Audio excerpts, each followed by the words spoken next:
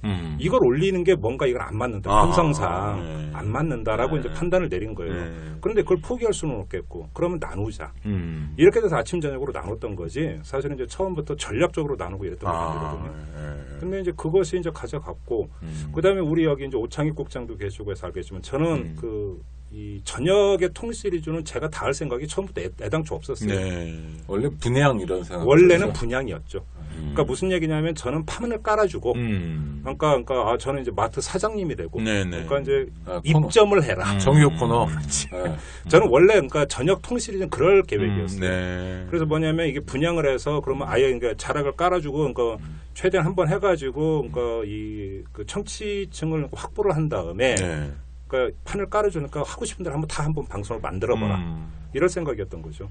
그래서 이제 했는데 이게 이제 분양이 그 처음에 그래서 그러니까 최초 분양 케이스가 이제 오창익 국장 우리 그 서희승 작가님 같은 인권통 같은 경우 그런 케이스라고 봐야 되고 이제 그런 거였는데 이게 뭐 하다 보니까 또 분양이 지속이 안 되는 부분들도 있었고 또 한 가지는 그 분양 받았던 어떤 분 같은 경우는 같이 해달라고 다시 또 요청이 들어오고 이렇게 되다 보니까 이제 엉거주춤이 됐던 건데 아무튼 그러면서 2년 넘게 진행이 돼 왔던 거고 그래서 아무튼 그때 인권통 같은 분양이 된 결과 지금 이제 오다방까지 왔던 거고 꼭 그런 건 아닙니다만은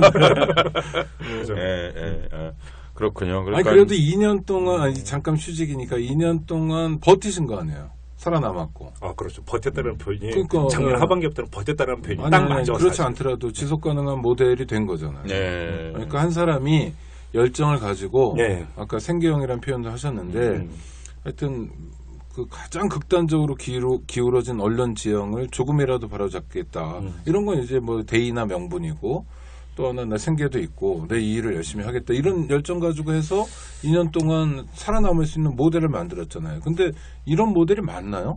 없죠. 사실은 없죠. 그러니까 이렇게 말씀드릴 수 있겠죠. 그러니까 과거에 이제 미디어 문구 정도 예외가 있나요? 그건 개인 미디어죠. 그렇죠. 좀 다른 거죠. 그러니까 그건 영상이고 또한 이렇게 말씀드릴 수 있겠죠.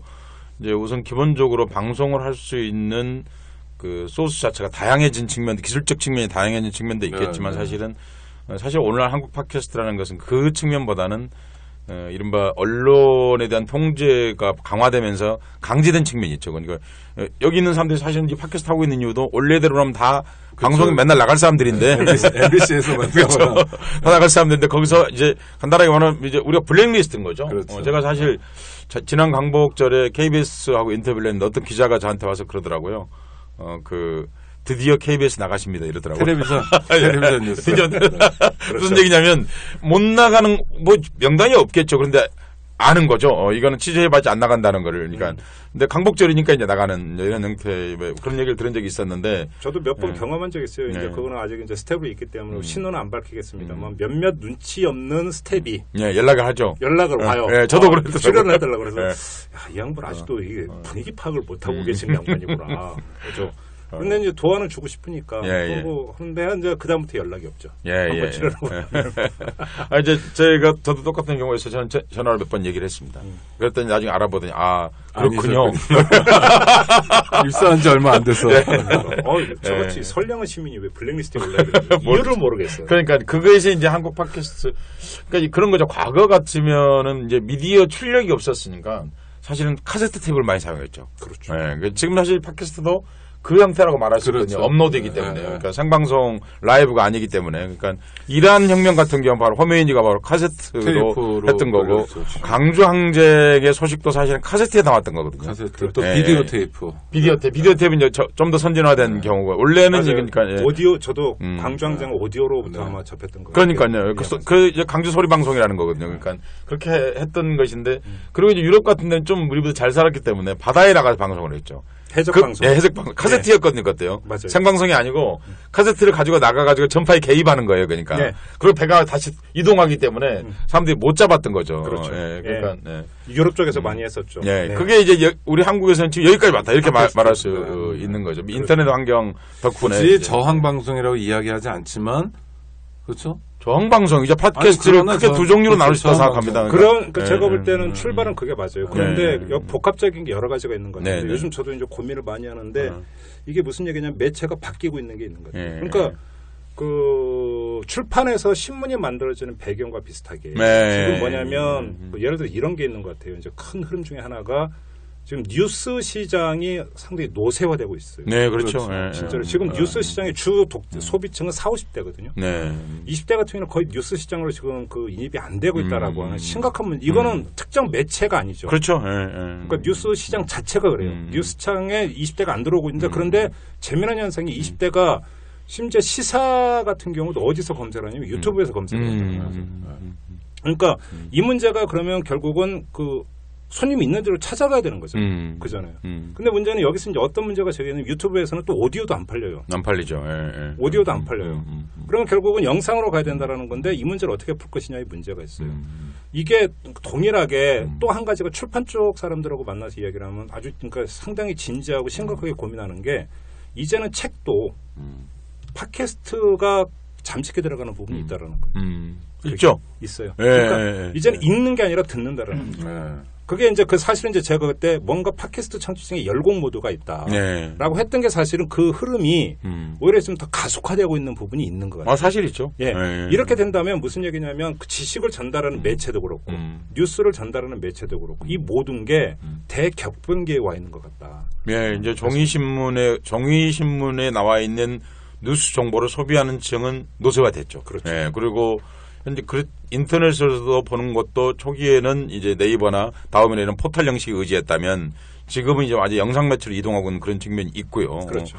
그리고 이제 팟캐스트가 잠식해 들어간단 말에 전적으로 동의하는 게 사실 우리가 가령 인권통이나 혹은 시사통에서 했던 것들, 지리통 같은 것은 사실은 텍스트화되어 있는 것을 말로 하는 거잖아요. 사실상 그런 거잖아요. 뭐 인물 이야기니 뭐 도시 이야기니 원래 책으로 읽던 걸 사실은 구수하게 이제 이야기로 들려주는 거잖아요. 그러니까 사람들은 책을 읽는 시간에 그 이어폰 꽂고 출근하면서 퇴근하면서 1시간씩 들으면서 실은 내가 10시간 투자해야 될 거를 퇴근하는 김에 이제 듣는 거거든 사실. 그렇죠. 엑기스만 쪽쪽 뽑아서 얘기해 주니까. 바로 예. 그러니까 그것도 이동하고 있는 거죠. 그냥 이런 생각을 해야 될 것 같습니다. 그러니까 지금 우리가 이 방송 1시간 계획을 세워놓고 하지 않습니까? 그거 자체가 사실은 우리가 굉장히 계몽성이 높은 성격을 지니고 있는 거거든요. 그렇잖아요. 우리가 뭘 더 안다고 생각하는 거예요. 그런데 지금 유튜브에서 검색한다는 얘기는 그런 거 별로 재미없다. 그렇게 생각한다는 거거든요. 네, 맞아요. 예.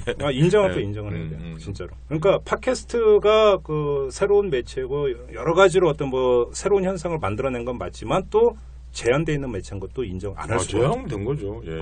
그리고 많은 사람들이 좀 그 오해를 하는 건데 팟캐스트는 20대의 매체, 20, 30대의 매체가 아니에요. 네. 팟캐스트도 40, 50대의 매체예요. 네. 제가 경험한 게 맞다. 네, 맞죠. 네. 맞죠. 그러니까 무슨 얘기냐면 지금 팟캐스트 주력 청취층하고 기존 뉴스 시장 주력 독자층이 거의 겹쳐요. 그렇죠.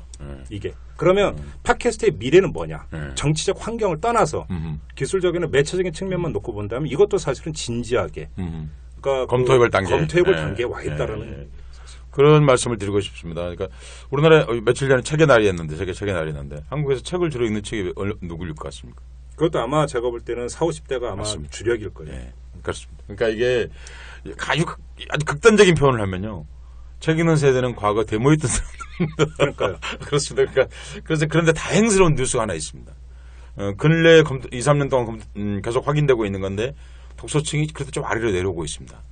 네. 그건 정말 정명성이죠. 아주 미미하지만 20대 쪽으로 이동해 가고 있습니다. 그러니까 옛날에는 우리 어렸을 때 생각해 보십시오. 그때는 책 읽는 사람이 학생들과 OL들이라고 그랬지 않습니까? 이제 사무실 근무하는 여성들이라고 그랬는데 그리고 그 당시 그보다 좀 더 오래전에는 여고생이었거든요.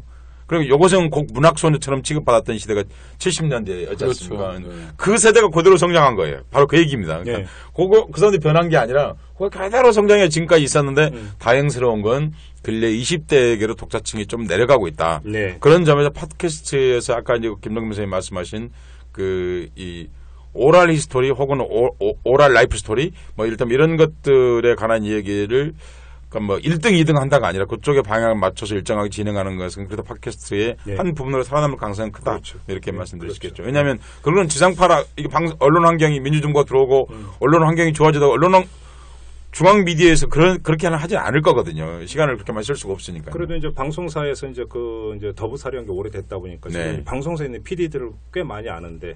그러니까 불과 2, 3년 전까지만 해도 그러니까 그 메이저 방송사가 팟캐스트는 쳐다도 안 봤거든요. 그죠? 그런데 지금은 뭐냐면 이제 전담 PD를 두기 시작을 했죠. 다 올리대요. 예. 그러니까 이제 지금은 이제 그 간보기 차원에서 두세 개의 그러니까 공중파로는 쏘질 않는 정규 라디오 프로는 아니고 팟캐스트용 프로그램을 만들기도 하고. 그러니까 자기네 정규 프로그램을 팟캐스트 플랫폼에 내보낸 건 그 초창기부터 내보냈는데 내보내기만 하고 신경은 안 썼던 건데 그렇죠. 이제부터는 달라졌더라고요. 달라졌죠. 근데 저는 그게 마음에 안 들어요. 왜요? 그건 좀 하지 말지. 자기들은 다른 매체도 있는데. 골목상권 치네. 맞아요. 서 작가님도 저 무슨 라디오에서 그런 거 해달라고 요청도 받으셨잖아요. 네, 그렇죠. 그런 움직임이죠. 그러니까 저는 이제 뭐 다른 뭐 이유가 있어서 안 했던 건 아닌데, 근데 저는 사실 이 지상파는 지상파의 영역에서 하고 팟캐스트는 이렇게. 근데 오히려 지상파가 더 달게 될 가능성이 있는 게 커졌죠 앞으로. 지금 이제 팟캐스트가 이제 사실은 이제 아이폰 생기면서부터 시작이라고 봐야 되죠. 스마트폰이 시작되면서. 그렇죠. 근데 재미난 게 미국에서 이게 지금 양태가 바뀌고 있대요. 어떻게 바뀌고 있냐면 이제 다운로드를 해서 그러니까 듣느냐 스트리밍 방식으로 듣느냐에 따라서 이게 완전히 달라지는 그렇죠. 엄청난 차이가 기술적으로 이게 어떤 게 달라지냐면 광고가 달라진다. 그래서 미국 같은 경우는 지금 스마트폰을 통해서 팟캐스트 청취 행태를 보면 다운로드 방식에서 스트리밍 방식으로 넘어가고 이미 그 퍼센티지가 역전이 됐는데 스트리밍 방식이 되면은 광고가 붙는다라고. 그렇죠. 무슨 이야기냐면 내가 그러니까 스마트폰으로 시사통을 들으면서 출근을 하고 있어요. 버스를 우리가 딱 뭘 연상하냐 버스를 타고 가는데 어느 지점에서나 지금 여기서 바로 그 역에 있는 그래서 무슨 산부인과 병원 광고가 나온다. 이런 거 나오잖아요. 그게 지금 미국에서는 그게 팟캐스트 광고에 이미 들어와서 엄청난 매출이 나오기 시작을 했다라는 거예요. 근데 말 그대로 상업적 이제 매체가 되어버리고 팟캐스트가 미국에서. 근데 문제는 우리나라에도 그게 광고적으로 무지하게 선호하는 광고 전달 방식이라는 거예요. 그렇죠. 가장 이상적이죠. 그렇죠. 근데 우리나라도 이제 서서히 스트리밍 방식으로 바뀌고 있대요. 이게 이제 데이터로 때문에 지금까지는 집에서 다운로드 해가지고 와이파이 연결해서 다운로드해서 이제 그러니까 출퇴근하면서 듣는 이런 방식이었는데 예전에 인터넷 무제한을 많이 그렇죠. 가입하잖아요. 꼭 다운 안 받아요. 저도. 그렇죠. 그리고 이제 서울시 같은 경우도 진짜 와이파이 좀 엄청나게 지금 늘리고 그러니까 향후 2, 3년 내에 스트리밍 방식으로 바뀌면 팟캐스트용 광고 시장이 완전히 확 커져버릴 수가 있고 그걸 그럼 누가 먹을 거냐? 사실은 덩치 큰 지상파가 먹으려고 달려들 것이다. 그렇죠. 그러니까 사실은 이렇게 할 수도 있죠. 지역에 따라서 그 사람이 위치한 곳에 따라서 광고 길이를 똑같이 제작해가지고 그 사람에게 어느 지역에 있든 서로 다른 광고를 내보내는데 마치 한 광고를 듣는 것처럼 그렇게 내보내줄 수가 바로 있죠. 그거죠. 그러니까 똑같이 시사통 내지 오다방을 듣고 있는데 A는 지금 광화문을 가고 있으면 광화문 그 사거리에 있는 그렇죠. 제과점이 나가고 제과점 광고가 나가고 어떤 사람은 예를 들어서 구로동에 있으면 다른 게 나가 이렇게 그렇게 될 가능성이 실제로 있죠. 기술적으로는 하나도 문제가 아닐 텐데요, 그렇죠? 이미 그게 미국 같은 게 이미 일반화되고 있다거든요. 그러니까 문제는 그게 이제 그 청취 환경 이건데 그게 지금 갖춰지고 있다라는 거예요. 제가 이렇게 보다면 팟캐스트가 제가 갖고 있는 최고의 특장을 저는 뭘로 보냐 크게 두 가지로 봤거든요. 하나는 플랫폼이 종속되어 있지 않다. 그렇죠. 그러니까 제가 사실은 이제 개인적으로 이거 몇 번 인터뷰에서도 그런 얘기를 했는데 저도 이제 블로그 이제 그 초기 세대인데 블로그가 처음에 했을 때 엄청난 어떤 그 인기를 끌면서 1인 미디어 시대가 드디어 도래했느니 뭐 했느니 이런 얘기 많이 했어요. 그러면서 사실은 한 포털 같은 경우는 블로그 그 포털까지 만들어서 뭐 예를 들어서 저 같은 경우도 그때 이제 이 블로그 포털 메인에 한번 뜨면은 보통 하루 유입 유저가 100만이랬어요. 그랬군요. 저 같은 경우도 그 포털은 블로그에 많이 신경 썼죠. 그렇죠. 그러면서 몇십만은 기본으로 들어가다. 이거 1인 미디어 대구도 남죠. 그렇죠. 근데 어느 순간 MB 정부가 그러니까 2008년 촛불 시위를 거치면서 그 뒤에 MB 정부가 뭐를 강화했냐면 인터넷 이제 그 대응 그랬죠. 본격 강화하면서 확 죽었어요. 그러면서 이 포털이 블로그 시사 블로그를 거의 노출을 안 시켜버렸어요. 그래서 시사 블로그가 싹 죽어버렸거든요. 근데 이렇게 되다 보니까 뭐냐면 그 과정에서 너무나 이제 그 단번에 몇십만, 100만 이렇게 들어온 거에서 이제 그 취해 있던 블로거들이 자생력이 이미 떨어져 버린 상태죠. 그렇죠. 시사 블로거가 거의 살아남지를 못하는. 그래서 저는 팟캐스트를 보면서 정말 그러니까 이게 혹시 블로그의 길을 가는 게 아니냐. 그러면서 결국은 시사는 죽어버리고 장르화되어 버리는. 그래서 무슨 여행, 맛, 뭐 이런 것들만 어떤 살아남는 것이 혹시 되는 게 아니냐라고 이제 봤는데 아직은 그런 현상이 나타나지 않죠. 근데 이것도 재미난 현상이 뭐냐면요. 그 아이튠즈 순위하고 예를 들어서 팟빵 순위가 완전히 달라요. 네, 그렇죠. 완전히 다른데 이거는 기본적으로 순위를 산정에 들어가는 알고리즘이 다른 이유도 있지만 또 중요한 것은 뭐냐면은 그러니까 소비 패턴, 그러니까 모이는 사람들이 달라요. 예. 그러니까 아이튠즈 순위 같은 경우는 실제로 아이폰 사용자만을 iOS 사용자만을 대상으로 하는 건데 상대적으로 젊은 층이 많고요. 그죠? 팟빵 같은 경우는 아니라는 거죠. 그러면 여기서 근데 재미난 게 이 아이폰 순위 같은 경우는 벌써 일정하게 장르화가 나타나고 있다라는 것이죠. 애초에 시작할 때도 사실 그랬었죠. 그렇습니다. 이렇게 가면서 근데 저는 그래도 지금까지 버텼던 이유가 뭐냐면 이게 플랫폼이 종속되어 버리면서 어느 순간에 플랫폼의 그 변심에 따라서 한순간에 죽어버리는 이런 게 안 나타난다라고 하는 것이 이게 상당한 자생력을 갖고 버틸 수 있는 이게 될 수가 있다라고 하는 점 하나. 네. 두 번째는 돈이 안 들어온다는 점이었거든요. 돈이 안 들어오기 때문에 결국은 거기서는 뭐냐면 돈 장난하고 속칭 돈지랄이 되지 않아도 한번 그 경쟁해 볼 수 있고 열정을 가지고 만들어 볼 수 있는 여지가 있다라고 봤던 건데 이게 앞으로 어떻게 될지 잘 모르겠다는 거. 뭐 지금 얘기를 다 하시고 나서 결론만 요구하셨는데 저는 이제 뭐 이 MB 정부나 혹은 박근혜 정부 같은 성향을 만나서 있기 때문에 팟캐스트가 갖고 있는 저항적 의미가 한국에서 계몽성이 강하다 그렇죠. 하는 측면이 있지만 사실은 정상적 사회라고 하면 지금 말씀하신 중에서 아이튠즈적 성격, 네. 그러니까 장르화. 네. 장르라는 건 사실은 소비 패턴을 말하는 거거든요. 그렇죠. 예. 소비 패턴 쪽으로 이동할 수밖에 없다라고 생각을 하고요. 그러니까 저항 미디어의 성격은 아무래도 줄어들 수밖에 없을 것이다. 정상적인 사회가 된다면은요. 잘 얼핏 생각하면 저희가 그래서 중고등학교 다닐 때 영어 공부한다고 카세트 테이프 듣고 다니고 하지 않습니까? 근데 사실은 어학 공부하는데 팟캐스트는 정말 좋은 매체예요. 그러니까 이해하기 쉽게 이제 비유를 드리는데요. 그러니까 보면서 사실 지금 팟캐스트에서도 어학 관련 팟캐스트가 아이폰에 들어가서 굉장하더만요. 상당한 선전을 하고 있어요. 무슨 이야기냐? 이게 지금 그 서혜성 작가님 말씀하신 대로 정치적 환경이 이렇다 보니까 아직은 이게 이제 그 받쳐주는 그러니까 뒤에서 받쳐주는 어떤 힘이 있는 건데 만약 이게 아닐 경우에는 팟캐스트의 먼 미래가 어떻게 될 것인가? 가까운 미래겠죠. 그건 사실은 저를 잘 모르겠어요. 어떻게 될지. 안녕하세요. 오창익입니다. 인권연대는 정부나 기업의 지원을 사양하고 오로지 시민의 참여로만 운영하는 100% 순도의 민간 인권단체입니다. 1999년 창립 이래 한눈 팔지 않고 오로지 인권운동에만 매진해 왔습니다. 인권연대 회원으로 참여해 주세요. 인권연대 회원이 늘어나면 그만큼 인권연대의 활동도 풍부해지고 활발해집니다. 인권연대 회원 가입은 인권연대 홈페이지를 참고해 주세요. 감사합니다. 예. 그러니까 하다 보니까 1시간 잡았는데 반을 이 얘기로 왔는데 그러니까 김종배 아니 저만 그렇으니까 털기. 그리고 특히 요새 시사통을 쉬고 계셔서 궁금해하시는 청취자들도 많으시고 시사통 치면서 오다방 나와서 이렇게 하고 이래요. 원래 그런 겁니다. 근데 TBS는 하신 지 얼마 정도 되셨죠? 제가 1월 18일부터 했으니까요. 석 달 됐네요. 예, 다시 지상파라고 해야 될까요? 하여튼 돌아가니까 어떠십니까? 제가 그 첫날 오프닝에서 그런 얘기했어요. 저는 라디오를 사랑한다고 그랬어요. 이건 무슨 얘기냐? 아부멘트가 아니라 정말로 저는 그랬어요. 그러니까 그 MBC하고 라디오 하는 동안에 전 설명이 안 되는데 TV하고 라디오는 완전히 다른 매체예요. 라디오는 좀 개인적인 인디비주얼한 느낌 그런 것보다 라디오는 이상하게 감성이 통하는 거죠. 정말로. 뭐냐면 숨소리까지 전달이 돼요. 진짜로. 그러니까 쉽게 그러니까 예를 들면 이런 거예요. 그러니까 자 TV에서 어떤 출연자가 얘기하다가 말문이 막히거나 단어가 떠오르지 않아서 1, 2초 묵음으로 가는 경우 있잖아요. 아무 그 방송 사고가 아니에요. 그럼 얼굴을 보니까. 그럼 오히려 재밌죠. 저 왜 말 못하고 저러고 있나. 당황했네. 표정을 이러면서. 라디오에서 2초 묵음이면 방송 사고거든요. 뭐야 이렇게 되는 거예요. 그러니까 이게 뭐냐면 라디오가 훨씬 어려운 매체예요. 그러니까 숨소리까지 듣는 것 같아요. 청취자들이. 그러면서 정말로 그 감정 상태까지 알아요. 정말로 알아요. 매일 들으면 알죠. 저인가 여기 뿔났구나. 제가 여기 뭔가 삐진 것 같다. 뭔가 마음이 안 이 사안에 대해서는 왜 저러지?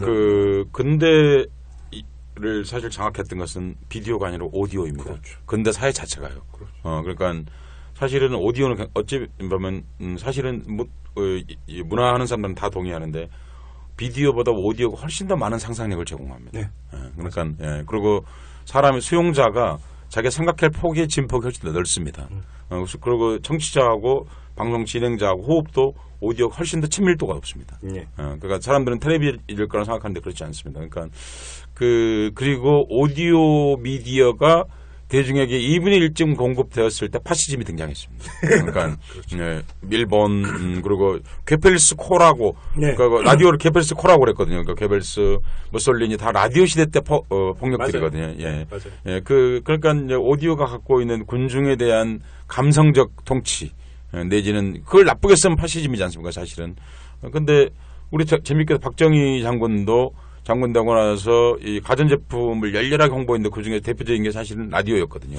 금성 라디오를 그렇다고 얼마 있다 찾아가서 그 금성 라디오를 골드스타. 예, 했던 기억나실지 모르는데 농어촌 라디오 번역 운동을 합니다. 그러니까 이른바 이제 비동시성의 동시성이라는 거잖아요. 전혀 다른 위치에 있지만 명령 체계가 하나로 성립하는 것이죠. 그런데 재밌는 게 그때 그 라디오 개발자가 누구였냐면 김진주 아빠. 김진주가 누구냐면 박노해 김진주. 네, 박노해. 산호맹. 네, 박노해 시인의 장인. 그 당시 그 라디오를 했던 국내 최초 개발자입니다. 그러니까 그래서 김진주 씨가 아버지의 라디오라는 책을 써요. 나중에 들어간 다음에 들어갔습니다. 하여튼 그런 건데 그러니까 오디오가 갖고 있는 힘. 그렇죠. 있다는 말씀. 한마디로 감성 매체죠. 예, 그렇죠. 그러니까 교감을 하는. TV는 사실 일정하게 짜여져 있어요. 왜냐하면 그 말하는 것에 자료 화면 이런 같이 따라가 줘야 되기 때문에 그렇죠. 일정한 각본이 가게 돼 있어요. 아무리 자유롭게 안 갈 수가 없죠. 그러니까 아무리 자유롭게 가는 거라고 하더라도 그러니까 사실은 뭔가 짜여진 이렇게 별로 싫어서 옛날에 이제 뭐 잘리기 전에 TV에서도 예를 들어서 뭐 출연제의 고정. 출연료는 훨씬 TV가 짧잖아요. 좋죠. 그럼에도 불구하고 이제 그 거부하고 그랬던 게 뭐냐면 카메라를 보면서 이야기하는 거에 대한 뭐 울렁증도 있었고 뭔가 좀 짜여진 상태에서 뭘 한다는 게 싫었는데 라디오는 아니었거든요. 뭐 그런 점에서 옛날부터 라디오를 좋아했던 것도 있고. 근데 또 한 가지 제가 정말로 꼭 확인해보고 싶고 또 그러니까 시도해보고 싶었던 게 팟캐스트에서 만나는 사람들과 TBS에서 만나는 사람들 간에 물론 일정하게 교집합은 있겠죠. 교집합은 있겠지만 그 교집합 너머에 있는 다른 청취층 나는 그분들이 대단히 그러니까 소중하고 중요한 존재라고 생각을 했고 그다음에 팟캐스트에서 이야기했던 그런 화법과 그런 내용이 과연 그분들에게 어떻게 다가설까를 또 확인해보고 싶었던 부분도 있었어요. 그래서 저는 지금 그대로 하고 있다고 저는 자부를 해요. 그러니까 저 스스로는 이제 그 결과가 어떻게 나올지는 모르죠. 좀 더 지금까지 지켜봐야 되는데 뭐 그런 점에서 사실은 상당히 재밌게 하고 있어요. 그러니까 오디오 사수. 그렇죠. 네, 저는 그렇게 생각합니다. 시간이 더 지날수록 오디오의 비중은 더 높아질 것이다. 라고 생각합니다. 유통 방식도 훨씬 더 편하고요. 그리고 그 과거에 이제 이런 말씀을 들어보면 쉬운데요. 그러니까 옛날에 별이 빛나는 밤에 혹은 밤을 잊은 그대에게의 어마어마했을 때 그때 텔레비전이 꼭 없어서 그랬던 건 아니거든요. 그때 그것이 방송하는 진술법 자체가 내가 너에게 들려주는 형식이었거든요. 그러니까 거기에 제가 지금도 기억나는데 그때 그 별이 빛나는 밤에 엽서 전시회가 있었어요. 예쁜 엽서 그림자. 예쁜 그림 엽서. 어마어마한 큰 행사였어요. 그러니까 어마어마한 큰 행사였어요. 그게 왜 봄 되면 어마어마한 큰 행사. 그게 왜 가능했겠느냐고요. 노래 한 곡을 신청하는데 엄청난 장문의 그 엽서를 만들어가지고 수십 장을 붙여가지고 만든 제가 가서 본 기억이 나는데 그런 것처럼 훨씬 더 교감하는 매체로서 그리고 그걸 가장 오래 해 간다면 방송인 김종배가 그렇게 된다면 한국 오디오 역사에 중요한 한 맥을 만들어내는 게 아닌가 하는 그런 생각을 해보게 됩니다. 아무튼 TBS 같은 경우는 뭐 제작 환경은 뭐 눈치 보고 뭐 태클 들어오고 이런 건 없으니까 뭔가 사실은 뭐 만들고 싶은 대로 그러니까 아이템 같은 경우 그러니까 이거 했으면 좋겠다라고 뭐 할 수 있죠. 근데 다만 이제 섭외가 되는 경우에 그죠. 섭외가 안 돼서 이 하여튼 못 다루는 경우가 좀 방송에 갖고 있는 한계이지만 왜냐면 그러니까 뭐 글이라면 그냥 뭐 하면 내가 써버리면 되잖아. 근데 이제 방송은 그건 아니니까. 근데 뭐 그거야 어차피 어디나 똑같은 거거든요. 뭐 제작 환경은 자유롭고 하니까 거기서 할 수 있는 만큼 최대한 해보려고 그러는 거죠. TBS는 서울만 들립니까?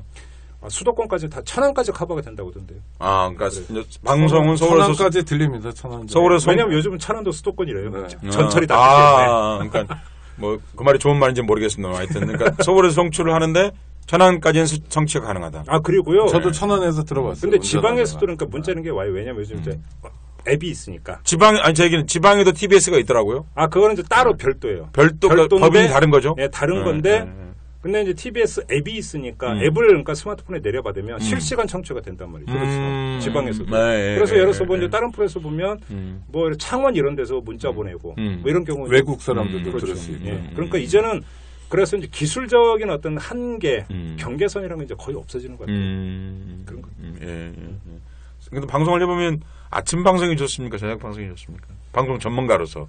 시사는 사실은 아침이 맞아요. 아, 그래요. 시사 프로는 사실은 아침 방송이 훨씬 더 그 경쟁력이 있어요. 왜 그러냐면 이런 점이 그러니까 전달하는 사람 입장에서 보면 자, 아침에 출근하는 사람들은 밤새 자고 일어났기 때문에 뉴스 팔로우를 못 하고 출근하는 분들이에요. 당연히 그렇죠. 그렇죠. 자, 그런 상태에서 그러니까 뉴스를 계속 때려준다고 생각해 보세요. 그것이 갖는 신선도는 퇴근할 때 직장에서 계속 컴퓨터로 뉴스를 보거나 뭐 하고 하다가 이제 퇴근길에 또 지쳐 있잖아요.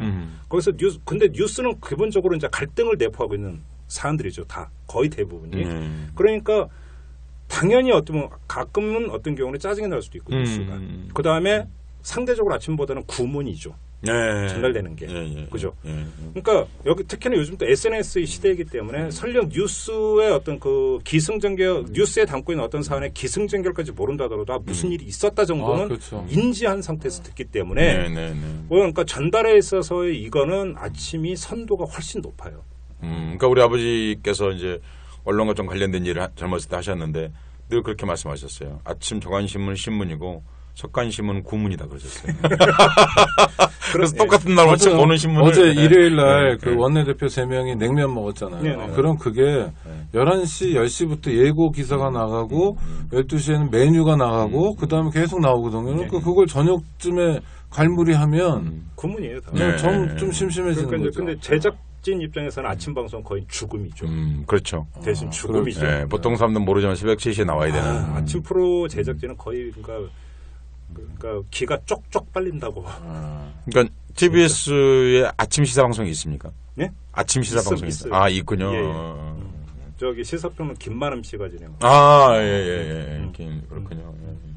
근데 이제 제작은 저녁이 편한데 사실은 오히려 이제 그 시사의 선도나 전달력이나 영향력이나 이런 것들은 아침이 더 맞다고. 경험적으로는 그래요. 대략 한 8시간 정도 휴지기가 있다가 잠자는 시간. 휴지기가 있다가 이제 아침에 출근하면서 들으니까 훨씬 더 생생하게 차를 운전하면서 들어봐야지. 딱 틀었는데 이제 어제 그런 일이 있었구나. 어제 그건 이런 이야기구나. 그럼 오늘은 무슨 일이 있겠구나. 이걸 그렇죠. 그런 점에서 아침이 좋겠네요, 정말요. 큰일 났습니다. 지금 저희가 1시간 방송해야 되는데 40분 동안 팟캐스트 얘기만 했는데요. 좋은데요? 아니 좋아요. 좋은데 묻고 싶은 얘기도 많은데 지금 오찬 국장에 땀 흘리고 있어요. 네. 그렇군요. 근데 이게 원래 땀을 많이 흘려요. 시간 오버 때문은 아닌 것 같아요. 제가 봐도. 제가 지금 그 말씀 드리려고 했어요. 아니 그 총선 생리현상 같아요. 땀이요? 네. 이 방이 덥습니다. 총선 얘기도 해야 되고. 아니 전 궁금한 게 그런 보도들이 좀 있었잖아요. 총선 이후에 채널A가 4월 16일 날 진행자들이 노란 리본을 달고 진행을 했다. 네. 그랬나요? 네, 그랬대요. 등등. 직접 보지는 않았는데 그랬다고 그러더라고요. 네, 저도 못 봤죠. 못 본 건 아니군요. 안 봤군요. 근데 등등해서 선거 끝난 다음에 뭔가 변화가 있는 게 아니냐라는 쪽하고 웃기지 마라. 어버이 연합 보도하는 거 봐라. 지상파에서 어버이 연합이 그 돈 먹고 또 집회 하청이죠, 이게. 하청의 수준이 뭐 심각하게 가더라고요. 이를테면 뭐 인천공항에 그 주차 대리하는 업체에 하청을 받아서 시위도 해주고 이런 정도로 막 가던데 이런 보도 안 하는 거 봐라. 별로 언론 지형은 변한 게 없다. 네. 이렇게 설왕설래가 있어요. 근데 언론 전문가시니까 또 미디어오늘에도 오래 계셨고 어떻게 보세요? 선거 이후에 변화가 있습니까? 선거 후에 야권에서 이기면 항상 그런 얘기가 항상 나왔어요. 항상 변한 적은 없어요. 그리고 저는 아주 단순한 어떤 그 반문이 성립이 될 수 있는데 그러면 지금 두 분은 내년 대선에서 그러면 정권 교체가 가능하다라는 지금 확신을 내릴 수 있는 근거가 충분히 갖춰졌다고 보십니까? 아니지 않습니까? 그죠? 그러면 그렇죠. 그러면 예를 들어서 조중동은요. 오히려 그러니까 초기 더 발달했으면 발달했지. 그렇지 않습니까? 지금에서 노선 변경하고 줄을 그러니까 갈아타야 될 이유가 있습니까? 그러니까 대선에 설령 이긴다고 하는 확답이 내려져 있다도 그렇게 안 할걸요? 그러니까요. 예, 그거는 이제 조중동은 그 2000년대 안 했죠. 김대중 노무현 정부. 그러니까 아니에요. 그러니까 반대죠. 무슨 얘기냐면 들었죠. 이렇게 생각하시면 되겠죠. 그러니까 뭐 선거에 의해서 미디어 환경이 변할 것이다. 저는 반대로 생각합니다. 훨씬 더 교활해질 것이다. 어떻게 하면 좀 더 잘 속여볼까? 어떻게 하면 이른바 중간지대에 있는 사람들을 설득해 내볼까? 그들을 어떻게 우리의 미디어 앞에 좀 더 노출시키고 우리가 이렇게 사실 1대 99로 한 거 아니에요? 미디어 환경은 특히 이제 영상 미디어에서는 근데 그런데도 불구하고 졌다고? 이렇게 생각한 거죠. 들이 약간 그걸 충격으로 받아들였을 것이고, 우리가 너무 단순했다. 훨씬 더 깨를 잘 써야겠구나. 필요하면 리본도 붙이고, 필요하면 모자도 쓰고, 필요하면 외투도 벗고, 이렇게 하자. 이런 것의 일환이 아닐까. 사실은 또 리본을 했다는 얘기를 제가 들으면서 그랬어요. 그건 아마 위에서 보고하고, 순간적으로 사람들에게 관심을 이쪽으로 다시 한번 끌어들이기 위한, 사실 미디어 지형에서 떠날 수 있거든, 사람들이 자칫하면요. 관심도 안 가져버릴 수가 있죠. 근데 도리어 그쪽으로 끌어들이기 위한 삐끼적 요소였다. 이라고 생각합니다. 아니, 저는 주변에서 그런 걸 물어보더라고요. 이제 종편도 바뀔 텐데, 채널 A나 조선 중앙방송인가 북한방 하여튼 TV 조선 이런 데서 출연 요청 오면 출연할 거냐 이런 질문을 하더라고요. 선거 끝난 다음에. 그래서 제가 그게 답이죠. 그래서 제가 종편은 여태까지 해온 대로 JTBC만 한다. 뭐 이렇게 답했는데 그 질문과 답이 다 엉뚱한 거네요. 두 분 말씀에 따르면. 네, 저는 있잖아요. 그리고 정치왕 이런 게 아니라요. 종편의 지금 그 제작 메커니즘이나 이런 것들을 보면 종편을 지배하고 있는 최고의 제작 원칙과 기준은 제가 볼 때는 시청률이에요. 네. 저는 그렇게 그러니까 단언할 수 있어요. 무슨 얘기냐면 이게 팔리는 아이템이다라고 한다면 그리고 설령 그 이 아이템에 따르면 야권 인사 내지 진보 인사가 나와야 한다고 부를 거라는 겁니다. 왜 그러냐면 지금 그러니까 종편 이데올로기는 상업성이다. 첫째는. 그리고 그 기조 위에서 다른 문제가 버무려지는 것이지. 언제도 언제 상업성이었죠. 그렇죠. 네, 언제든지 상업성이었죠. 어마어마하게 시청률 체크하거든. 그러니까 그 종편뿐만이 아니라 이른바 보수 매체의 기준은 언제나 상업성이죠. 네. 사실 그 상업성이 이데올로기하고 같이 묶여 있는 거 분리되는 게 아니죠. 네. 그러니까 우리나라 한국 그 신문에서 가장 광고를 많이 하는데 어디일 것 같으십니까? 무슨 업종일 것 같으십니까? 건설? 그렇죠. 건설 토건. 네. 근데 그게 누굽니까? 다 아시잖아요. 그들이 누군지. 그다음에 제약이거든요. 네. 그러니까 출판이 제일 싸요. 같은 애초에 광고 단가가 싸요. 그거는요. 그러니까 아파트 분양 등등이나 이런 것들이 누구하고 결탁돼 있냐고요. 어느 자본가더라고요. 그러니까 그 자본가의 이데올로기를 상업성하고 같이 맞물려서 내보내는 거죠. 그러니까 제가 왜 이 말씀을 드리냐. 자, 보자고요. 그러니까 그 모든 것은 지금 데이터로 확인이 안 되고 모든 걸 다 가설이라고 전제하고 말씀을 드리지만 자, 요번 총선에서 나타난 게 새누리당의 고정 지지층의 일부가 그 투표에서 이탈을 했다. 네. 그리고 20대가 새로 지금 인입이 됐다는 게 일반적인 지금 장설처럼 이야기가 되고 있어요. 그러면서 또 그 기존 새누리당 지지층에서 나타나는 뚜렷한 특징이 지역구 후보는 새누리당 후보를 찍지만 정당 투표는 국민의당 찍었다는 사람도 꽤 많아요. 자, 그러면 기존 새누리당 그러니까 만약에 지금 분석이 맞다고 전제를 합시다. 그러면 이 사람들은 무엇 때문에 그러면 새누리당 지지에서 흔들렸느냐, 동요를 했느냐. 거기서 누구나 그러니까 입을 모아서 얘기하는 첫 번째 그 이유 중에 하나가 공천 파동이라고 이야기해요. 그러면 근데 문제는 재미난 게 이거예요. 그 공천 파동에 대해서 종편은 안 다뤘느냐? 다뤘다라는 겁니다. 엄청나게 다뤘다라는 겁니다. 그러면 자, 이건 누가 보더라도 새누리당한테 불리한데 그러면 종편은 왜 다뤘느냐라는 팔리기 때문에 다뤘다라는 거예요. 왜? 아니 그 욕한 전화기까지 녹음해가지고 관객 채널 A잖아요. 그러니까. 그러니까 이게 무슨 얘기냐면요. 기본적으로 제가 그래서 그러니까 종편 이데올로기의 일반은 상업성이라고 얘기하는 게 바로 그거라는 겁니다. 그러니까 여기서 그 다음에 미세 조정이 이루어지는 거고 마지막 결정적인 부분에 대한 어떤 그 조율은 있을지 모르겠으나 지금 이것이 일희일비하면서 정책으로 해석을 하고 뭔가 판이 근본적으로 지금 대전환에 있는 것처럼 하는 것 자체가 아전 인수식 해석일 수가 있더라고요. 낭만적인. 그렇죠. 네. 그러니까 언제나 사실 선거 때마다 그런 얘기가 있었죠. 선거에서 야당이 좀 앞서거나 그럼 이런 얘기가 있었죠. 그런데 제일 중요한 건 결정적 순간이죠. 결정적 순간에 그렇게 하느냐. 정반대. 그러면 또 우문에 현답해 주십시오. 두 분 다. 박근혜 대통령이 좀 변할 거 아니냐. 이를테면 이런 거예요. 별로 안 변한 것 같지만 단서는 뭐 신문, 방송, 보도 편집국장들을 모아놓고 밥을 먹는다.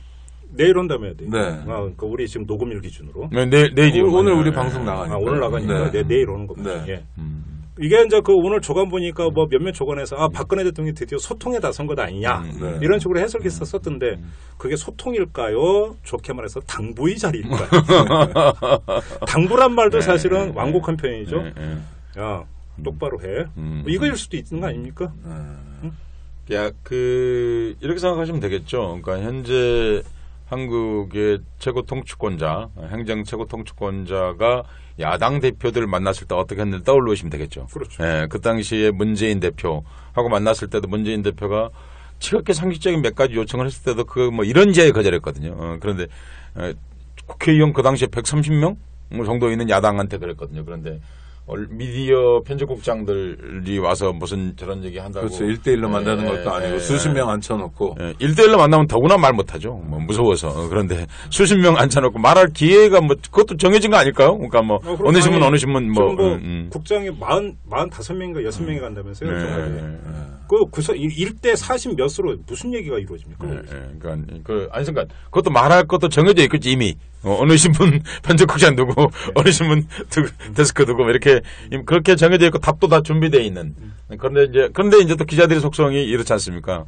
또 그렇게 해서 부르면 안 가는 사람이 생겨야 되는데 그렇지 않고 도리어 그러면 가야지 우리가 예전에. 아니 저는 가는 거 맞다고 생각해요. 왜냐면 기사거리 혹시 있을지 모르고 대통령 중요한 뉴스메이커. 그게 풀이가 들어가니까 뭐 기사거리 나올 텐데 지금까지 안 하더니 왜 하느냐고 과감하게 저 같으면 5개 언론사 편집국장이 거절할 수 있을 정도라면 한국 언론이 상당히 발전하지 않을까라는 생각을 도리 해보는 거죠. 그러니까 오다방 시사통 말고 없는 대통령이 어찌 됐건 우리는 왜 안 불었어?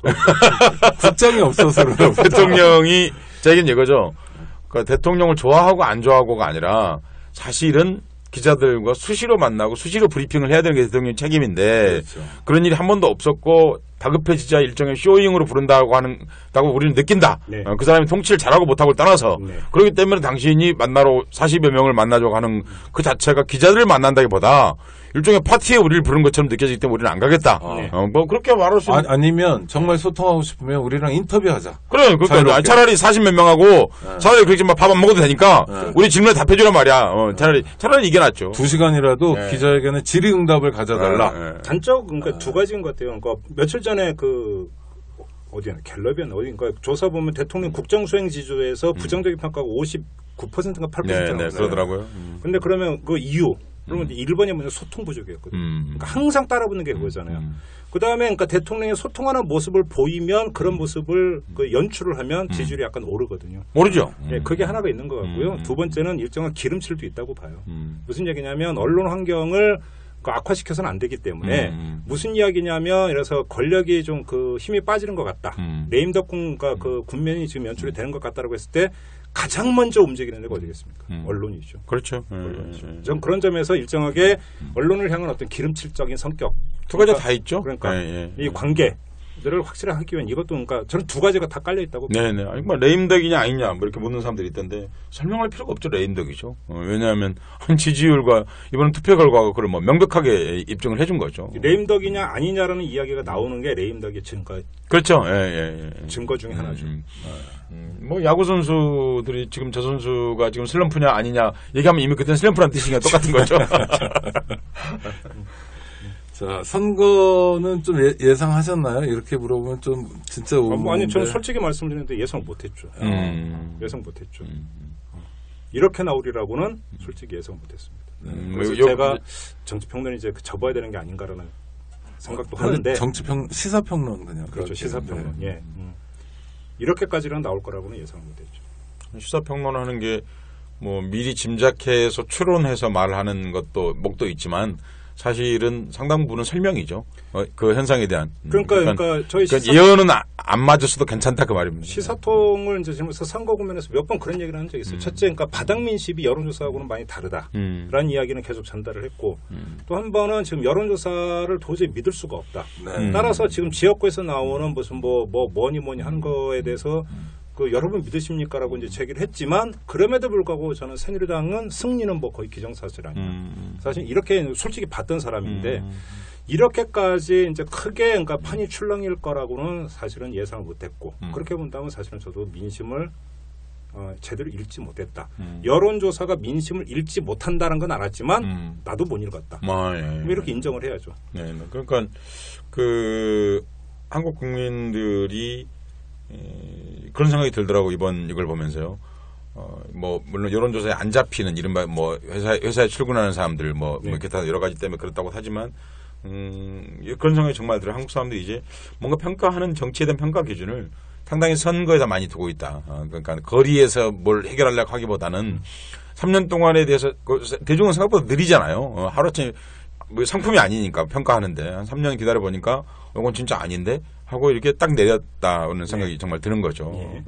그러니까 그런 점에서 대중의 현명함이 나타나는 데 시간이 좀 걸려서 그렇지 대중이 현명하다고 하는 것이 이번에 다시 한번 입증된 게 아닌가 그런 생각이 들더라고요. 예, 그래서 저는 개인적으로는 그러니까 새누리당이 몇 석이니 더민주가 몇 석이니 이것도 중요하지만 아직 한 석 달 정도 걸릴 것이기 때문에 기다리고 있지만 저는 20대 투표율을 지금 계속 기다리고 있거든요. 왜냐하면 지금까지의 가설이 맞다면 50대 이상의 그 상대적인 어떤 새누리당 지지층의 투표율이 상대적으로 아마 떨어졌다라고 본다면 20대 투표율은 그만큼 올랐다는 얘기입니다.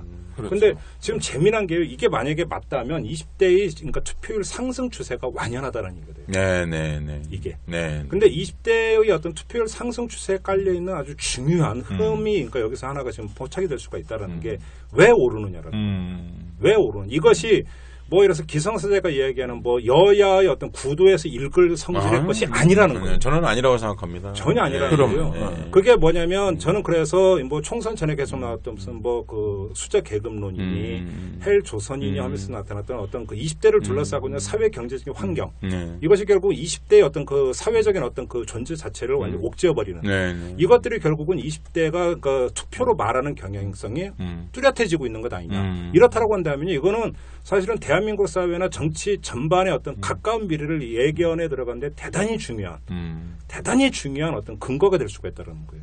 그 말씀에 동의합니다. 그러니까 저는 20대들이 이번 참여한 것은 이른바 무슨 푸어 끝없이 붙어 있는 거예요. 하우스 푸어 뭐 등등 그런 전반적인 문제들에 대해서 과거의 세대들은 우리 세대를 말하는 거죠.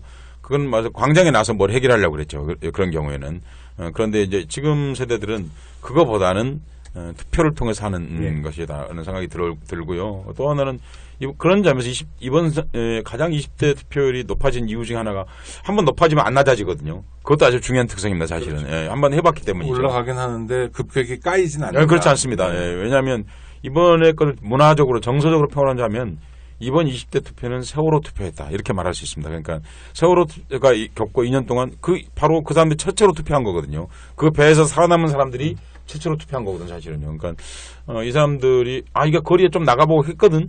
근데 정말 변하지 않는다는 거 아는 거죠. 그러면 결국 할 수 있는 거는 우리가 비록 미약하지만 선거라는 방식을 통해서 해결해야 된다 하는 것을 자각했다. 근데 그 자각은 저는 굉장히 높은 자각이라고 생각합니다. 그렇기 때문에 손쉽게 그 투표율이 낮아지거나 그러지는 않을 것이다. 그러니까 또 하나의 혁명이잖아요, 그건. 그렇죠. 혁명이라는 게 무슨 유권자 혁명이죠. 그렇죠. 레닌만 혁명하는 게 아니기 때문에 20대 방식의 새로운 혁명일 수 있는데 그렇다면 20대 국회의 숙제도 좀 정리가 되는 거 아닌가요? 그렇죠.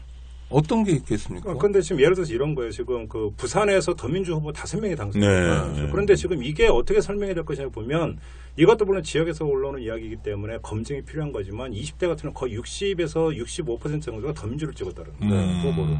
그러면서 어떤 이런 그 뭐 부산이 디비졌다 요즘 언론 이런 표현인데 이 디비전 것에 주된 것도 결국 20대다라고 하는 건데 20대가 갖고 있는 것이 그러니까 대단히 어떤 여러 가지로 그러니까 중요한 의미를 띠고 있는 게 좀 아까 말씀드린 사회 경제적인 환경도 있지만 또 한 가지는 지금의 20대가 갖고 있는 정치적 환경도 기성세대하고 다른 게 하나 있어요.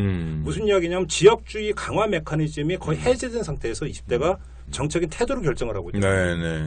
무슨 이야기냐면 아버지가 전라도지 내가 전라도냐. 그렇죠. 엄마가 그러니까 그런 것도 있고 기존 그 기성 정치인 중에서 지역 맹주라고 하는 이 구도가 깨진 상태에서 치러진 선거에서 자신의 사회 경제적인 불만이나 이런 것들이 결국은 투표 심리로 그대로 투영이 됐다라는 겁니다. 이건 그러니까 그 우리나라 그 60년 선거 역사에서 보면 거의 찾아보기 힘든 아주 그러니까 전환기적인 현상일 수도 있어요.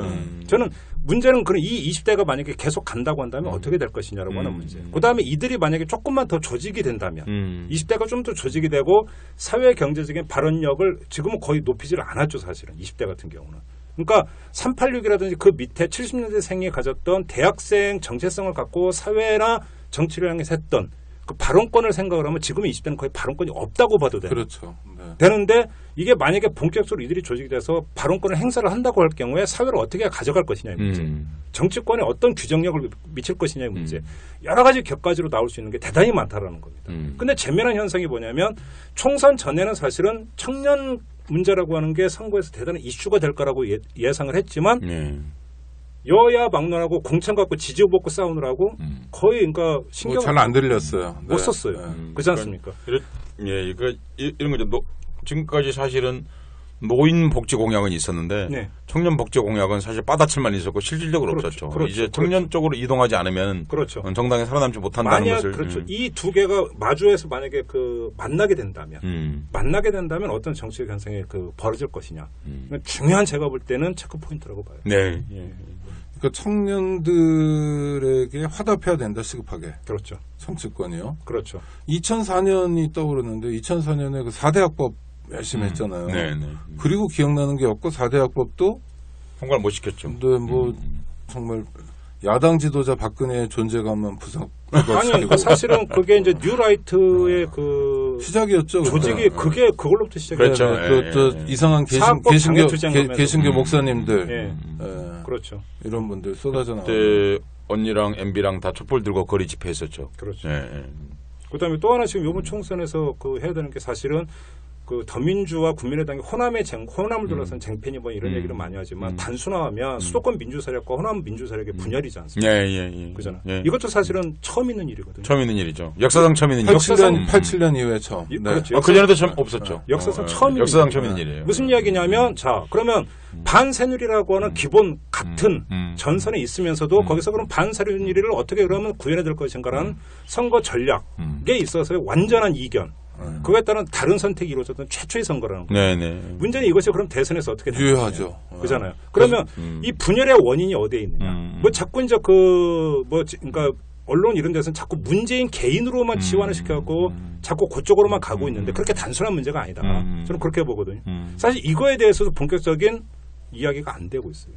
그러니까 일종의 금치거처럼 안 하고 있는 거 아니에요? 사실 좀 아는 거 아니에요? 그래서 일종의 말을 안 하고 있는 좀 사실 그것뿐만이 아니라 여러 가지 이른바 진보 혹은 비판 세력 혹은 저항 세력 혹은 민주 세력 이 안에 있어서 정말 얘기해야 될 것들을 왜 이렇게 덮고 사는지 사실 잘 모르겠어요. 그렇죠. 그러니까 제가 볼 때는 그래서 이 총선이 던진 화두는 저 개인적으로 하라면 저는 이 두 개가 제일 중요한 문제라고 보거든요.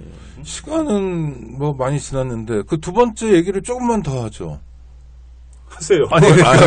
그건 사실 제대로 자리를 깔아야 된다고 생각합니다. 그 얘기를 하려면 제대로 자리를 깔고 한번 그 문제는 논의가 되어야 되지 않는가. 사실은 여기에다가 영남 민주 세력도 또 있어요. 그 존재도 있지 않습니까? 사실은 이것이 그럼 어떻게 교집합을 형성하고 내지 어떻게 또 연대를 하고 내지 어떻게 이제 통합이 되면서 지금까지 선거판을 가져왔는가라고 하는 문제가 있고, 근데 이번에는 왜 그럼 이게 결정적으로 분열이 됐는가의 문제. 이것이. 그런데 섭리가 아주 벗어난 건 또 아니거든요. 근데 이게요, 연원을 가면은요, 총선 결과가 아니라 사실은 민주통합당. 2012년에 민주통합당의 탄생의 배경이 뭐냐면 일단 빅텐트론이었어요. 그러니까 저는 그러니까 지금도 저 개인적인 경험도 있고 했었는데, 빅텐트론이 나오게 됐던 배경에 있어서는 이런 게 있죠. 자, 그러니까 더 연원을 거슬러 올라가면 어디는 열린우리당 분당 사태거든요. 그렇죠. 쉽게 말하면 무슨 얘기냐면 열린우리당 분당 사태라고 하는 것이 갖고 있는 것이 사실은 지금 총선 결과에서 나타난 것이 잉태했던 부분이 사실은 그때부터 있었던 거죠. 있었고 이 민주통합당의 그러니까 호남 민주 세력과 어떤 수도권 개혁 세력 간의 어떤 분열이라고 하는 것은 필패로 가기 때문에 다 한데 몰아야 된다라고 하는 것들, 그다음에 영남 민주 세력까지 해가지고, 근데 이게 작년 말에 나타났던 새정치연합의 내홍 사태라고 하는 것이 이 빅텐트론이라고 하는 것이 갖고 있는 한계, 내지 그것이 어떤 그러면 이 공통분모가 창출이 그러니까 돼야만 그게 가능한 거라고 하는 것에 대한 분명한 시사점을 던져준 게 사실은 새정치연합의 작년 말의 내용 사태였고요. 이거에 대해서 답을 찾지 못한 상태에서 이번 총선을 치렀고 그냥 임했던 거죠. 그냥 갔던 거고 그것이 결국은 이번 총선 결과로 나타났다는 거예요. 네. 여기에 대해서 그 누구도 사실은 발제가 이루어지지 않았고요. 발제가 이루어지지 않다 보니까 답도 내놓지를 않았다는 거예요. 왜 발제가 그러니까 왜 그냥 다른 얘기는 하지 말고 왜 발제가 안 이루어진다 생각하십니까? 그러니까 제가 볼 때는 그것이 그러니까 불편한 진실도 있죠. 맞습니다. 불편한 진실이 있고 사실은 그 발제를 하는 순간 사실 저도 그런 생각을 여러 번 했고 한 발제를 해볼까 그러다가도 그 발제를 하고 나면 제가 몇 번 경험이 있거든요. 그 사람이 반드시 고슴도치가 되더라고요. 박살난 견딜 수가 없어요. 그러니까 근데 저는 직업이 그게 아닌데 정치 비평하거나 정치학자들은 알면서도 왜 말을 안 하는지 모르겠어요. 사실은요. 솔직하게 말을 해야죠. 미디어 정서자가 말할 게 아니라 사실 그 사람들이 말하는 것은 그 사람들 불러가지고 더 심화시키는 것을 해야 될 텐데 말을 안 하죠. 사실은. 근데 저는 이런 생각이 듭니다. 그 말을 하지 않고 거기서 해결점을 찾지 못하면 그러면 대선은 쉽지 않다. 이렇게 말하는 게 맞습니다.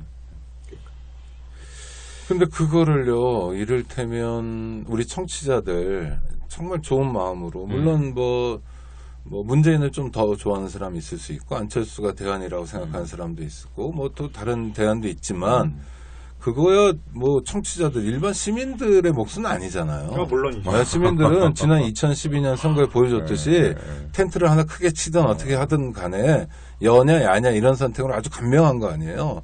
그러니까 정권 교체에 뭐가 유리하다 이렇게 판단하고 탐색하는 상황이어서 저는 시민들의 잘못은 아니고 정치를 직접 하는 사람들이나 개입하는 사람들의 잘못이잖아요. 판을 그렇게 깔아놓은. 그러니까 이거는 서둘러서 털고 진짜 김종배를 털 게 아니라 이거를 털고 가야 되는 숙제 아닌가요? 이건 좀 그 공론이 조직될 필요가 있어요. 공론이 되죠. 저는 이제 아주 먼 옛날인 것 같이 느껴지는데 그러니까 이런 비슷한 무사한 문제들을 진작부터 털어야 한다고 저는 생각하고 있었습니다. 왜냐하면 그렇지 않고는 그 민주정부를 수립할 수 없기 때문입니다. 세울 수가 없습니다. 왜냐하면 그렇지 않으면 끝없이 이 안에서 분열. 지금 위험한 톱니바퀴가 맞물려 돌아가는 형국이거든요, 사실은요. 그러니까 이게 쉽지 않거든요, 이렇게 되면요. 그러니까 이런 상태는 정권이 바뀐다고 하더라도 위험한 거죠. 그럼요. 정권이 바뀔 가능성이 좀 아니 만약에 바뀌고 뭐 운 좋게 무슨 사건 때문에 드라마틱하게 정권이 바뀌어도 위험한 거죠. 아주 위험한 거죠. 그러니까 뭐 국민의당 쪽에서는 연합정부론 뭐 이렇게 얘기했더라고요. 연립정부 근데 여러 가지를 열어놓고 하는 얘기인 것처럼 이제 일종의 핫투패를 우리는 2패밖에 없어라고 보여준 거하고 비슷한 건데요. 이제 그것도 무엇인지 정확하게 분석할 필요가 사실 있다는 생각이 들고 훨씬 더 많은 토론이 있어야 되고 진솔한 대화가 있어야 되죠. 사실 이제 김정일 선생님 이렇지 않습니까? 옛날에는 당이 그런 게 하는 게 아니라 주로 시민사회에서 이런 카드들을 막 던지고 그래서 그쪽으로 견인해 갔는데 이제 정당에 휘둘려가는 이렇게 그러니까 시민단체 이제는 그런 것들을 바로차고 전 되지를 못하고 있죠. 그렇죠. 그것도 참 안타까워요. 힘도 없고요. 대충 갈 사람 다 갔고요. 아니 그래서 약간 하위 파트너십 같은 느낌이 많이 들어요. 어른도 없고요. 그렇죠. 어른은 막 80대밖에 없고. 기껏해야 먼저 예를 들어서 보니까 뭐 동원대생으로 여긴다거나 예를 들어서 어떤 인력 풀로나 여긴다거나 그 정도가 돼버리니까 그거는 뭐 정치권의 잘못도 있지만 시민사회의 잘못도 있고요. 하여튼 고민입니다. 어이구 참 정말 시간은 엄청나게 빨리 가네요. 마무리해야 되는데요. 이게 진행자 중에 진행자 김종배 선생을 모시고 얘기를 하려다 보니까 할 말도 별로 없고 우리 청취자 더 하셔도 돼요, 좀. 아니요, 근데 저희도 시간이 있으니까 청취자들하고 인사도 나눠주셔야 되고 하는데요. 마무리 말씀. 제 마무리요? 글쎄, 마무리를, 이것저것 얘기를 했기 때문에, 이것저것 얘기를 했기 때문에, 예를 들어서 지금 잠깐 총선 얘기는 말미에 잠깐 했는데, 그거는 사실은 더 이제 그 정치에 대해서 잘 꿰고 있는 분들이 또 뭐 이야기하고 또 길게 얘기를 해야 될 성질의 그런 문제이기 때문에, 여기서 규정 내리고 결론 내릴 그런 성질의 문제는 아닌 것 같고요. 아까 시사통 얘기했고, 팟캐스트 얘기했고 했으니까, 누가 저한테 그런 걸 물어본 적이 있어요. 그러니까 이탈남 그만두고 이제 끝나고 잠시 휴직을 가지면서 다른 팟캐스트를 준비하고 있다라는 이야기를 했을 때 누군가가 몇 사람이 저한테 그랬어요. 왜 하려고 하냐 그걸. 돈도 안 되고 힘도 들고 그죠. 왜 하려고 하냐. 그렇다고 보니 그때 예를 들어서 이제 뭐 다른 방송의 끈이 완전히 떨어진 건 아니었거든요. 출연 요청은 계속 사실은 오고 있었었고, 근데 제가 안 나가고 있었던 거고, 그냥 거기 나가서 그냥 해. 그리고 지명도 높이고 보는 거 그게 더 낫고 돈도 더 되는데 왜 그렇게 사서 고생을 하려고 하냐. 이런 얘기를 한 적이 있었는데 그때 제가 답을 그렇게 내린 적이 있어요. 내가 있어야 될 곳은 여기 같다. 여기 같다. 그래서 뭐 제가 다른 방송 나가서 뭐로 한다 하더라도 그거는 말 그대로 먹고 살기 위해서 나갈 수는 있겠으나 그게 주가 될 것 같지는 않다. 그래서 여기서 뭔가 이 팟캐스트를 듣는 사람들하고 뭔가를 같이 해야만 될 것 같다. 라고 하는 막연하지만 근데 그거는 뭐 구체적으로 무슨 플랜 이런 문제가 아니라 그냥 내가 있어야 되는 자리는 여기인 것 같다. 라고 해서 그냥 그 시작을 했던 거거든요. 근데 지금 휴지기를 가지면서 다시 정비를 하는 것도 마찬가지예요. 그런 점에서 그랬기 때문에 사실은 작년 말부터 약간 좀 침체기나 이런 게 좀 쪽팔렸던 거고 저 스스로가 또 저 스스로 불만족스러웠던 거고 그렇기 때문에 하니까 아마 끝나고 나서 5월 중하순에는 좀 더 그 생기 있게 좀 찾아뵐 수 있지 않을까 싶은 생각이 좀 들고요.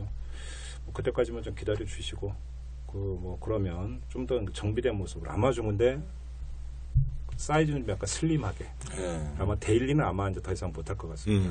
그리고 데일리는 이제는 TBS 쪽으로 저는 모을 생각이고, 그죠? 이제 짧게 치고 가는 것은 TBS를 하고 있는데 다시 데일리를 가져갈 이유는 별로 없다라고 하는 게 제 생각이고, 물론 그때 이제 잘리고 나면 그때는 또 다시 그때 검토하면 되는 문제고, 그게 아니라 좀 더 잘리는데 하도 이력이 생겨가지고 이제 그 말이 너무 손쉽게. 언젠가는 10년 6개월 후에라도 언젠가는. 그렇죠. 사이즈는 줄이고 밀도는 높이는 쪽으로 가져가려고 하니까 조금만 기다려 주시고요. 나머지는 뭐 그 방송을 통해서 또 교류하고 아까 말씀드린 뭐 교감하는 거라고 그러면 되지 않을까 싶고 오다방도 이제 같이 갔으면 좋겠습니다. 아, 네. 저희가 뭐 구멍가게니까요. 하여튼 최근 많이 듣고 계십니다. 네, 나날이. 우리 서 작가님 오랜만에 김종배 선생하고 네, 만나서 사실 반갑네요. 네. 정말 예비군 만난 것 같은 그런 생각이 들고 예 그렇습니다. 김종배 선생이 저한테 이런 제안을 한 적이 있었습니다. 우리 만화 영화나 이를테면 이런 것들에 들어있는 만화통. 그래서 만화통 한번 해보자 그런 얘기. 그런데 제가 그 약속을 못 지켜가지고 오늘 뵙자마자 딱 사실 까맣게 잊어먹고 있었는데 그것이 제일 먼저 떠오르더라고요. 얼굴을 보자마자. 그래서 제가 미안하다고 그랬습니다. 왜냐면 대중문화 코드 읽어내기겠죠. 사실은요. 그런 것도 한번 해봤으면 하는 그런 생각이 들었는데 못해서 오늘 이 자리에서 미안하다고 말씀을 드리고요. 이런 다준하니까 뭐 또 기회는 많으니까 또 잡아야죠. 옛날에 80년대 그런 노래가 있었습니다. 비디오 킬 레디오 스타 그런 노래가 있었습니다. 그 버글스라는 그룹이 보컬 그룹이 불렀던 노래인데요. 그 사람들이 텔레비전 시대에 대한 어떤 문명 비판적 태도를 취하면서 만들었던 노래였거든요. 그 노래 자체가 그 김종배 방송인을 만나니까 그런 생각이 드네요. 한국의 소리의 거처가 어디 있는가? 김종배를 들어라. 이런 생각이 듭니다. 네, 고맙습니다. 아이고, 고맙습니다. 청취자 여러분, 감사합니다. 다음 주에 뵙겠습니다. 고맙습니다. 안녕하세요. 장발장은행의 대표를 맡고 있는 홍세화입니다. 200만 원, 300만 원 벌금을 내지 못해 감옥에 갇히는 분이 매년 4만 명이 넘습니다. 장발장은행은 이분들에게 무이자 무담보로 대출을 해주고 있습니다. 장발장은행을 후원해 주시기 바랍니다. 실로 모든 게 엉망으로 치닫는 듯한 세상입니다만